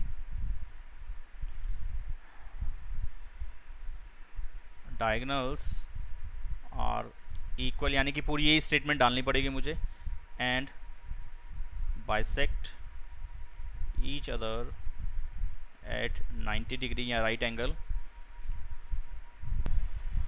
प्रूव क्या करना है, ABCD इज ए स्क्वायर, ये एक स्क्वायर है, ठीक है, ये प्रूव करना है कि एक स्क्वायर है। अच्छा, तो अब वही वाली प्रॉपर्टीज़ पे अगर हम जाएं, वही 5-6 प्रॉपर्टीज जो भी स्क्वायर की अलग से लिखी थी हमने कि वो एक पैरेललोग्राम भी होगा और फला होगा, ढिमका होगा, तो अब मुझे ये दोनों दे दी, यानी कि रेड टिक वाली दे दी, स्क्वायर बताना है, तो यानी कि जो नहीं दी वो मुझे प्रूव करनी पड़ेंगी, ऊपर वाली 3 प्रूव करनी पड़ेंगी कि वो एक पैरेललोग्राम बनेगा, ये बताना पड़ेगा, उसके सारे एंगल 90 के होंगे ये बताना पड़ेगा, उसकी सारी साइड्स इक्वल होंगी ये बताना पड़ेगा। बड़े आराम से कर पाएंगे, देखो फटाफट से करते हैं इसको, अगर कोई किसी तरीके का पंगा ना आया नेट में। तो एक तो पहले डरा देता है ना बंदा, वैसे ही डर जाता है कि अब लिखें नहीं लिखें, लिखते हुए एकदम से चला तो नहीं जाएगा नेट। तो सबसे पहले मैं ऐसा करता हूँ कि अब यहाँ पे स्क्वायर प्रूफ करना है ना, तो पहले से मैं स्क्वायर जैसी प्रॉपर्टी मतलब कि फिगर नहीं बनाता, ऐसा करता हूँ रेक्टेंगल जैसी बना देता हूँ। तो अब ये स्क्वायर तो कहीं पे भी नहीं लग रहा, स्क्वायर बन जाएगा, यानी कि स्क्वायर की सारी प्रॉपर्टीज अब इसमें डालेंगे। 2 आपने दे दी, बची हुई 3 वाली, यानी कि पैरेललोग्राम के अंदर 6 प्रॉपर्टी से पैरेललोग्राम प्रूव कर दूंगा, सारे एंगल 90 के बता दूंगा, सारी साइड्स इक्वल कर दूंगा। तो देखो कैसे करेंगे, आपने जो दे रखा है कि डायगोनल्स आर इक्वल, ठीक है जी, ये दे रखा है ना, हाँ, और डायगोनल बाइसेक्ट करते हैं ये भी आपने दे दिया, तो बस बाइसेक्ट करने वाली प्रॉपर्टी उठाई तो ये बन गया पैरेललोग्राम, ठीक है। तो आज मार्कर भी ना इस पे पेन अच्छा नहीं चल रहा, ये अड़ रहा है, अटक रहा है।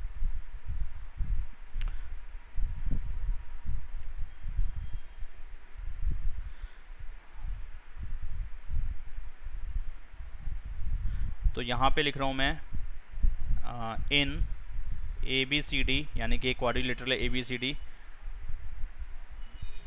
Diagonals bisect each other at 90 degree. Diagonal सिर्फ बाइसेक्ट करने वाली बात को अगर मैं उठा लूँ तो डायगोनल बाइसेक्ट कहाँ करते हैं, अगर डायगोनल बाइसेक्ट करते हैं तो वो पैरेललोग्राम हो जाता है। 90 डिग्री वाला पॉइंट नहीं भी लूँ, अगर सिर्फ इतना ही ले लूँ, यहाँ तक का ले लूँ, तो ये क्या बन जाना चाहिए, एक पैरेललोग्राम बन जाना चाहिए, क्योंकि मैंने कहा था कि कोई सी भी एक प्रॉपर्टी, 6 की 6 में से कोई सी भी एक प्रॉपर्टी पूरी अगर किसी भी क्वाड्रिलेटर में लग जाए तो वो क्या होता है, पैरेललोग्राम होता है। तो इसका मतलब therefore ABCD is a parallelogram. तो मैं उसको पैरेललोग्राम तक ले आया। इस वाली फिगर को जो मुझे पता ही नहीं कि क्वाड्रिलेटरल ऐसा भी बनता कि नहीं, मैं ऐसा बना के चलता, तो अब तो ना इसको पैरेललोग्राम बोल सकते, ना रेक्टेंगल बोल सकते, कुछ भी नहीं बोल सकते। लेकिन आपने सिर्फ इस प्रॉपर्टी का यूज़ करा है कि अगर मैं कहीं ऐसी गंदी सी फिगर बना दूँ, ये जो ऊपर बनाई है मैंने, और मैं कहूँ ये इक्वल है, ये और ये इक्वल है, तो आप कहेंगे सर ये ऐसा नहीं बन सकता, ये पैरेललोग्राम बनाना पड़ेगा आपको, कम से कम ऐसा तो आपको बनाना ही पड़ेगा अब ये। इसका ये मतलब है प्रॉपर्टीज डलते ही वो फिगर अपनी जो शेप है वो प्रॉपर वैसा ले आएगी जैसी उसकी होनी चाहिए। वो ऐसा अटपटा सा क्वाड्रिलेटरल नहीं बनेगा, वो प्रॉपर एक पैरेललोग्राम की शेप ले लेगा, यानी कि इस तरीके का बनना ही होगा उसको, ठीक है। यानी कि पैरेललोग्राम की सारी प्रॉपर्टीज अब इसके अंदर इंक्लूड हो गई।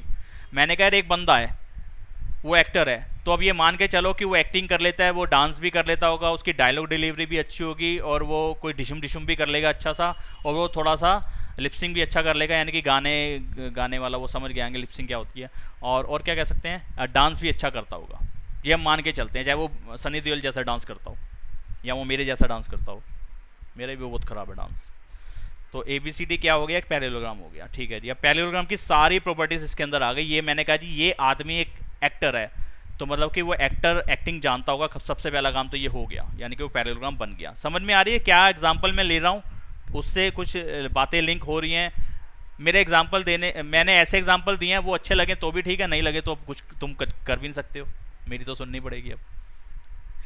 तो पैरेललोग्राम हो गया। अब आगे क्या था जी, मैं भी खो गया, एक सेकंड रुको, मुझे भी आने दो वापस क्वेश्चन पे। हाँ आ गया मैं वापस। ABCD एक पैरेललोग्राम हो गया। अब क्या करना है, इसके डायगोनल्स इक्वल हैं, डायगोनल्स इक्वल का यूज़ करके और पैरेललोग्राम का यूज़ करके क्या, अब फोकस किस चीज़ पे है, सारी साइड्स इक्वल बतानी है। पैरेललोग्राम बता दिया मैंने, एक पॉइंट कर दिया, जो चीज़ मुझे चाहिए थी उसमें से एक पॉइंट मैं कर चुका हूँ कि पैरेललोग्राम बताना था, इसको मैंने बता दिया। अब मैं जा रहा हूँ दो जगह पे, या तो मैं सारे एंगल 90 के करने वाला हूँ इसके, या सारी साइड्स इक्वल करने वाला हूँ। याद करो वो दिन जब मैंने कॉर्नर वाले एंगल को 90 का बनाया था, तो क्या करना पड़ा था मुझे, याद करना वो पुरानी दिनों को जब हमने कॉर्नर वाले एंगल 90 के बताए थे। मैं ले चलता हूँ उस क्वेश्चन पे आपको, चलो उस एपिसोड पे जहाँ पे हमने कॉर्नर वाले एंगल 90 के करे थे। चल मेरे भाई, चल मेरे भाई, ये यहाँ पे करे थे, देखो ये करे थे, ये डी और बी को मैंने 90 करा था, डी और बी इसके वही कॉर्नर वाले एंगल्स आ रहे थे, डी और नहीं इसके तो अपोजिट में आ गए थे ना, ये अपोजिट में आ गए थे। एक सेकेंड रुकना,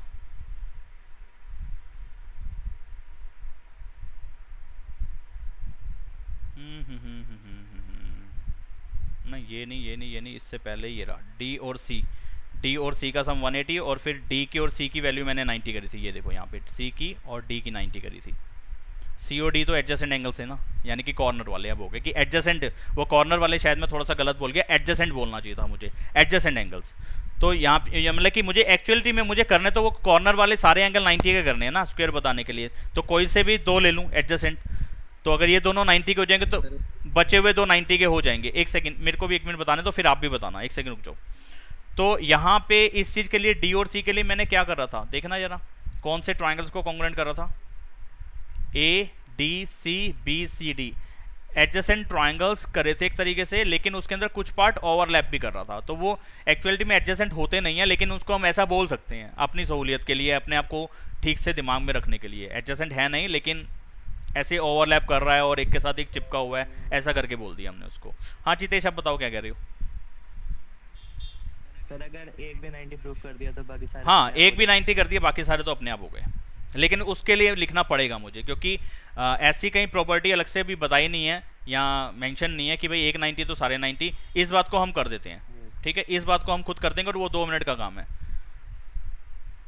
तो देखिए कैसे करेंगे हम यहाँ पे। तो मैं एक ये वाला ट्राइंगल ले रहा हूँ, ऐसा भी ऊपर भी लिया था, और एक येलो वाला ले रहा हूँ।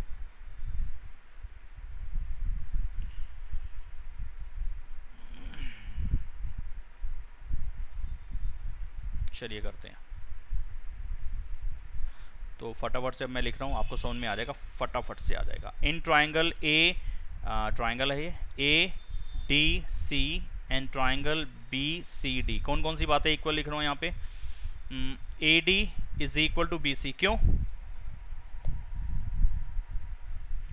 ए D is equal to B C क्यों लिख रहा हूँ भाई, रीजन क्या है इसका। Sir opposite sides are equal, किसकी, सर पैरेलल, वो बना चुका हूँ मैं इसको, इसलिए यहाँ पे ये बताया ऊपर, ठीक है, opposite sides of parallelogram A B C D. अभी तक ये पैरेललोग्राम ही पहुंचा है, ठीक है। अब मैं इसको स्क्वायर तक ले जा रहा हूँ, ठीक है, तो पैरेललोग्राम बन चुका है, तो ये उसकी अपोजिट साइड्स हैं और ये इक्वल होंगी ही होंगी, ठीक है, एक बात हो गई, ये वाली साइड इसके इक्वल, ठीक है। तो अब देखो यहाँ पे मैं लिख रहा हूँ, अगर ये 5 सेंटीमीटर तो ये भी 5 सेंटीमीटर, ठीक है जी, इतना तो मैं लिख ही सकता हूँ। और अगर ये वाली 10 सेंटीमीटर हुई तो ये 10 होगी। अभी तो मुझे बड़ी छोटी लग रही है ना, तो मैं 10-10 डाल के चल रहा हूँ ऐसे तुक्के में। अभी मैंने चारों इक्वल लिखी नहीं है। अच्छा, एक चीज़ हो गई। अब इसके अंदर डीसी साइड और इसके अंदर CB side, CD, sorry CD common side है। अच्छा, दूसरी चीज डायगोनल्स आपने दे रखा है इक्वल है, यहाँ दे ये रहा गिवन में है, diagonals are equal, diagonals equal है, ठीक है जी।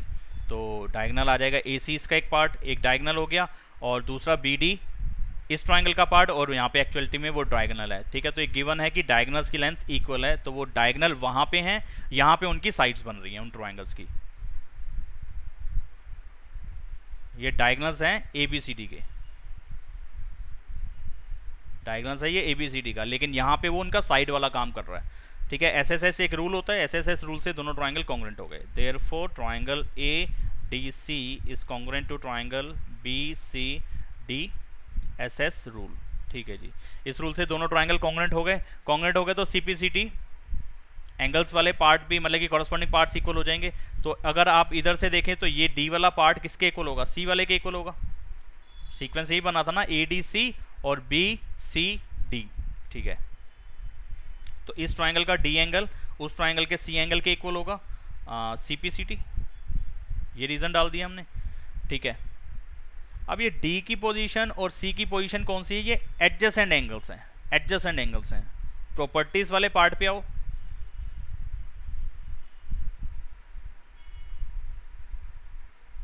ये रहा। एडजेसेंट एंगल्स का सम कितना होता है? 180। प्रॉपर्टी के अंदर इंक्लूड है पैरेललोग्राम की, ठीक है। तो मैं उस प्रॉपर्टी का यूज करके यहाँ पे लिख सकता हूँ कि D और C, यानी कि D ये वाला एंगल हुआ, ये पूरा D, और C ये पूरा हुआ, यानी कि इस लाइंस वाले ट्रायंगल का, जिसमें मैंने ब्लू लाइंस डाली है इस तरीके से, वो है ADC ट्रायंगल, और उसका D एंगल इस पूरे पैरेललोग्राम का D वाला पार्ट बन रहा है। आप चाहो तो इसको ऐसे लिख दो, ADC और BCD, ADC और BCD, यही वाली चीज यहां डाल देना अगर इसमें कंफ्यूजन है तो। ये होगा 180 डिग्री का, और यहाँ पे रीजन क्या डालेंगे? ये एडजेसेंट एंगल्स हैं, एडजेसेंट एंगल्स ऑफ पैरेललोग्राम, ठीक है। और ये एडजेसेंट एंगल्स हैं पैरेललोग्राम के, इसलिए इन दोनों का सम 90 डिग्री, और सॉरी 180 डिग्री होगा। ये दोनों एंगल सप्लीमेंट्री होंगे। सप्लीमेंट्री का भी वही मतलब है कि दोनों एंगल का सम 180, ठीक है।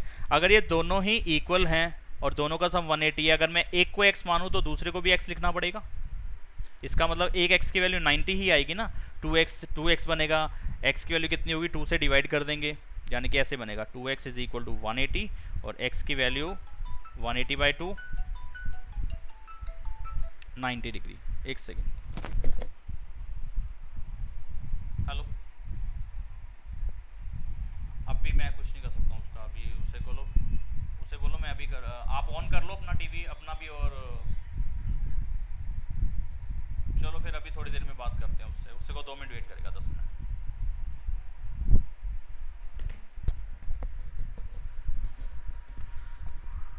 हाँ जी, x की वैल्यू कितनी आ गई?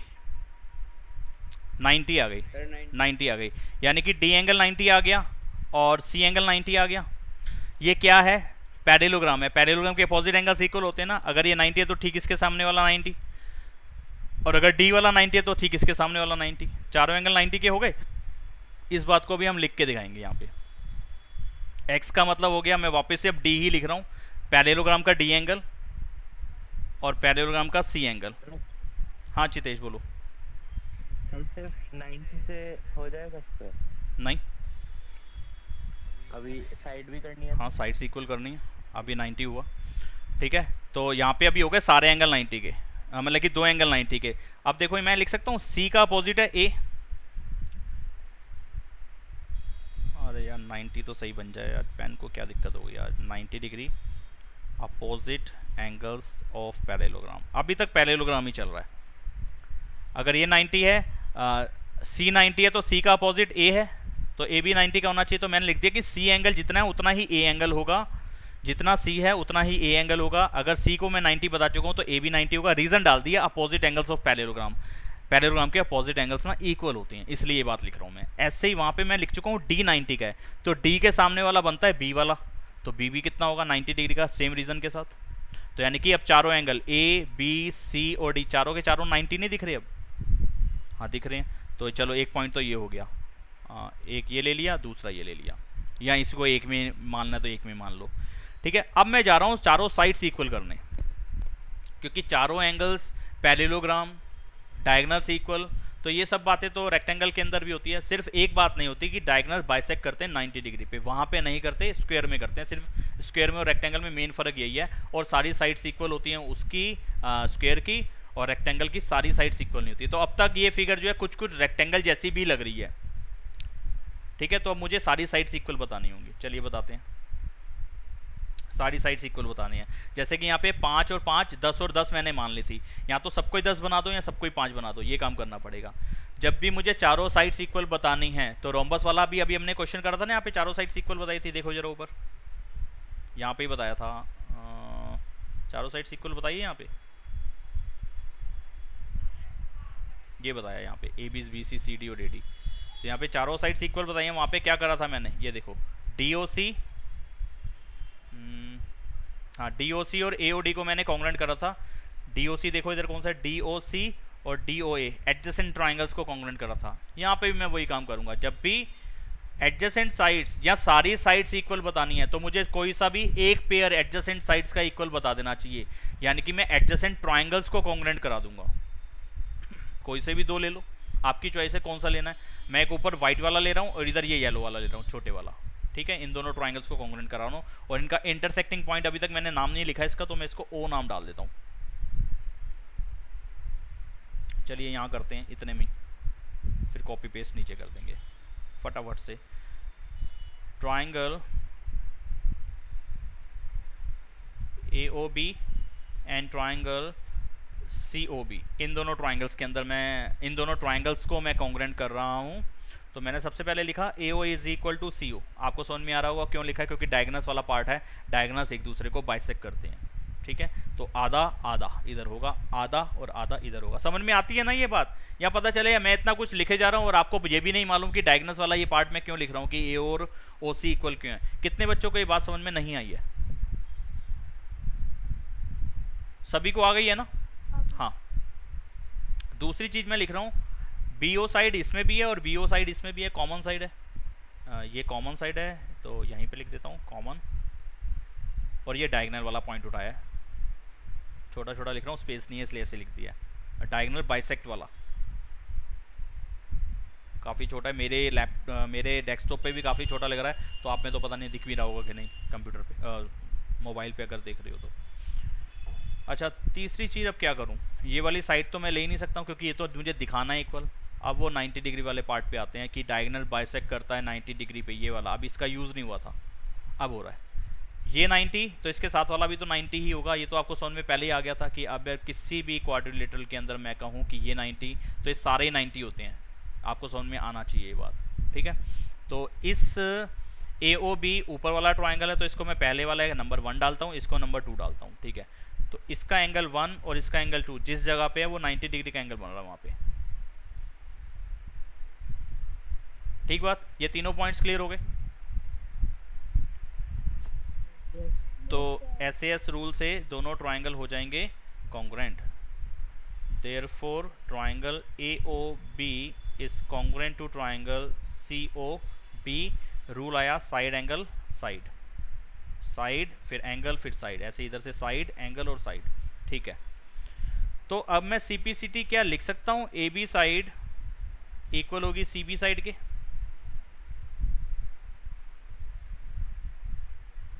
लिख सकता हूँ? हाँ जी लिख सकते हैं। अब देखो कितना आसान हो गया। अगर BC को 5 लिख चुके हो तो इसका मतलब AB को भी 5 लिखना पड़ेगा इसके हिसाब से। तो जितना CB है उतना AB, या जितना AB उतना CB। अब जिसको घुमाना है घुमा लो, तुम्हारी अपनी चॉइस है कि ए बी को लेके सी बी को चेंज करना है या सी बी को लेके ए बी को चेंज करना है, किसी एक को तो चेंज करना ही पड़ेगा। अब आप कहोगे कि सर 10 सेंटीमीटर वाली साइड को छोड़ दो, 5 वाली को चेंज कर दो, तो मैं 5 वाली को कर सकता हूँ। और अगर आप कहो कि 5 वाली को 5 ही रहने दो, 10 वाली को चेंज कर दो, तो मैं 10 वाली को भी कर सकता हूँ। करने का तरीका वैसे ही रहेगा जो मैं यहाँ लिखने वाला हूँ। मानो कि मैं सी बी को तो 5 ही रहने देता हूँ और ए बी को चेंज कर देता हूँ, तो ए बी की वैल्यू उठा के जितनी सी बी की उतनी ही लिखनी पड़ेगी, ठीक है। यानी कि ये कितना होना चाहिए, 5 होना चाहिए, यानी कि साइड इतनी लंबी नहीं होनी चाहिए, थोड़ी छोटी होनी चाहिए, इसके बराबर ही होनी चाहिए, यानी कि ये लाइन बीच में आ जाएगी कहीं पे, ऐसे समझ के चलो इसको। ये 5 हो गया, ठीक है, ये 5 हो गया। तो ठीक इसके सामने वाली साइड भी कितनी होनी पड़ेगी, 5, क्योंकि पैरेललोग्राम की अपोजिट साइड इक्वल होती हैं, ठीक है। तो ये सामने जो 10 लिखी है इसको उठा के कितना कर देना चाहिए, काफ़ी कुछ हट गया इसके चक्कर में, ये 5 हो जानी चाहिए, यह 5 लिख दिया। अब जरा फिगर के अंदर देखना सारी साइड्स कितनी दिख रही है तुम्हारे को, सारी 5-5 दिख रही हैं। अब तो हो गई सारी साइड्स इक्वल। लिखेंगे कैसे, जैसे ऊपर लिखा था वैसे यहाँ लिखेंगे। जहाँ पे मैंने पैरेललोग्राम इसको बताया था वहाँ पे एक पॉइंट और डालना पड़ेगा मुझे, अपोजिट साइड्स आर इक्वल वाला। तो कहाँ लिखा था मैंने पैरेललोग्राम, यहाँ पे लिखा था। तो इसके आगे मैं डाल देता हूँ कि ए बी जो है उसके अपोजिट साइड कौन सी बनती है, ए बी की सी डी, और दूसरा कौन सा पेयर आएगा, ए डी किसके इक्वल, पी सी के। इसमें काफ़ी, इस चैप्टर के अंदर ये खतरनाक चैप्टर क्यों है, ये बच्चों के समझ में जल्दी से क्यों नहीं आता, बच्चों को टेढ़ा चैप्टर क्यों लगता है, क्योंकि इसमें पॉइंट्स बहुत सारे हैं लिखने के लिए, बातें बहुत सारी हैं लिखने के लिए, कि हमें हर एक चीज़ के लिए रीज़न देना पड़ेगा, प्रॉपर रीज़न क्वेश्चन में से उठा के डालना पड़ेगा। जब मैं कहाँ से दिखाऊं कि सारी साइड्स इक्वल हैं, कहीं पे मैंने अपोजिट साइड्स इक्वल वाला पॉइंट डाला होना चाहिए, नहीं डाला था तो मैं अब डाल रहा हूँ वहाँ पे जहाँ पे उसको होना चाहिए। पैरेललोग्राम लिखा, पैरेललोग्राम लिखने के बाद मैं लिख सकता हूँ कि अपोजिट साइड्स आर इक्वल, ठीक है, मैंने लिख दिया। अब रीज़न डाल दिया, अलग से अब डालने की जरूरत नहीं, क्योंकि मैं उसके बाद ही लिख रहा हूँ। इट इम्प्लाइज का साइन डाला या दिस इम्प्लाइज का साइन डाला कि ए बी सी डी एक पैरेललोग्राम है, तो ये मुझे समझा रहा है इसी बात को कि अपोजिट साइड्स आर इक्वल। मैंने वो पॉइंट डाला और इस पे एक नंबर डाल देता हूँ कि इस दोनों पॉइंट्स को मिला के मैंने एक नंबर डाल दिया 1, और अभी मैंने 1 कहीं और भी डाला हुआ है,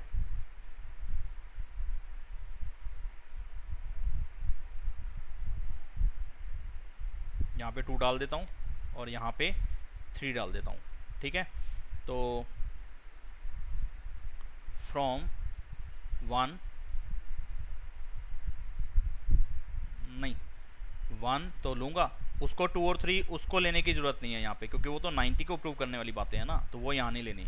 अब हमें लेना है जहाँ पे अपोजिट साइड्स इक्वल थी वो वाला पॉइंट लेना है, अपोजिट साइड्स इक्वल वाला पॉइंट ये लिख दिया, अपोजिट साइड्स इक्वल वाला पॉइंट, और जहाँ पे एडजेसेंट साइड्स इक्वल करी है वो वाला पॉइंट, इसको डाल देता हूँ, 1 2 3 तो हो चुका है, इसको 4 डाल देता हूँ। जहाँ पे एडजेसेंट कर रही है वो वाला पॉइंट उठाना है, यानी कि ये वाले मैंने पार्ट को उठाया और इस वाले पार्ट को उठाया, इन दोनों पार्ट्स को एक साथ कंबाइन कर दिया, तो यहाँ पे मुझे समझ में आया कि सारी साइड्स इक्वल हैं। वो समझाने का जो तरीका है वो वैसा ही रहेगा जैसा मैंने फिगर के अंदर अभी आपको करके बताया है। फ्रॉम 1 एंड 4 इन दोनों पॉइंट से मैं लिख सकता हूँ कि A B B C C D और ए डी चारों साइड्स इक्वल हो गई, ठीक है। तो इसके बाद लास्ट पॉइंट हमें डालना है in parallelogram A B C D, क्योंकि सबसे पहले मैंने इसको पैरेललोग्राम बताया था। In parallelogram A B C D all sides and all angles are equal, therefore ABCD is a square, ठीक है। सारी साइड्स भी इक्वल हों और सारे एंगल्स भी इक्वल होंगे, वहीं पे वो एक स्क्वायर बन सकता है, ठीक है। तो ये वाला बात हमें प्रूफ करनी थी, ये हमने कर दी। तो ये कहाँ पे हमने सारी साइड्स इक्वल करी, वो ये वाला पॉइंट हो गया, ये ग्रीन वाला, कि जहाँ पे हमने सारी साइड्स इक्वल करी। और कहाँ पे हमने सारे एंगल्स इक्वल प्रूव करे, वो ये वाला पॉइंट हो गया, कि जहाँ पे हमने सारे एंगल्स को इक्वल प्रूव किया, ठीक है। सारी साइड्स और सारे एंगल्स अगर इक्वल हो जाएं तो वो फिगर क्या हो जाती है, एक स्क्वायर हो जाती है। तो इसमें इतना कुछ हमें लिखना पड़ेगा,